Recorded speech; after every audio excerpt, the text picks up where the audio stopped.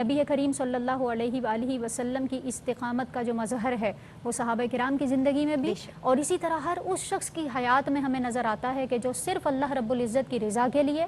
और नबी करीम सल्लल्लाहु अलैहि वसल्लम के दीन पर कायम रहने के लिए हर तरह की मुश्किलात को बर्दाश्त कर लेते हैं। हज़रत उमर रज़ी अल्लाह तआला अन्हु ने हज़रत खब्बाब रज़ी अल्लाह तआला अन्हु की पीठ पर जब सफ़ेद निशान देखे तो उनसे सवाल किया कि ये किस चीज़ के निशानात हैं, तो आपने फरमाया कि जब हमने रसूलुल्लाह सल्लल्लाहु अलैहि वसल्लम की मोहब्बत का चिराग अपने दिलों में जलाया और ईमान कबूल किया तो उस वक्त मेरे साथ ये मामला किया गया कि जलते हुए कोयलों पर मुझे पीठ के बल लिटा दिया गया और मेरी पीठ से पिघलने वाली जो चर्बी थी उससे ये कोयले बुझ गए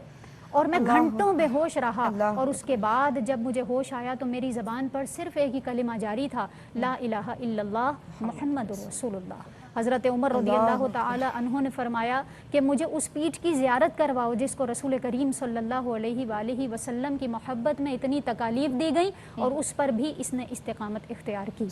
इसी तरह हम देखते हैं कि हज़रत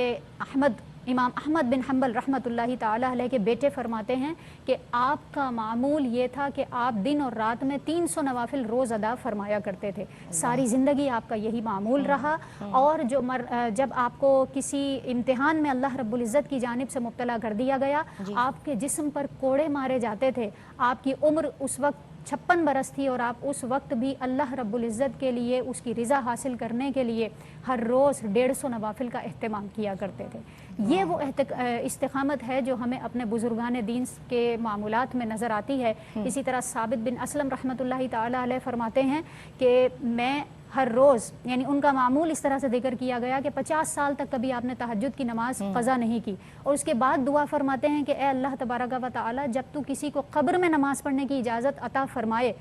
तो मुझे ज़रूर अता फरमाना। तो ये वो अल्लाह रब्बुल इज़्ज़त के बंदों की वो इस्तिकामत है कि दुनिया में जो उनका साथ हमेशा देती है और उनको अल्लाह रब्बुल इज़्ज़त का महबूब बना देती है। अच्छा, कहा जाता है कि इस्तिकामत बड़ी करामत, इस ताल्लुक से रहना है। जी, इसके हवाले से एक मक़ूला हमें मिलता है, अल इस्तिकामतु फ़ौक़ल करामती। करामत, इस्तिकामत की वजाहत मैंने कर दी और करामत से मुराद वो खिलाफ आदत चीज़ें होती हैं जो किसी वली के हाथ पर सादिर होती हैं, किसी वली से सरजद होती हैं।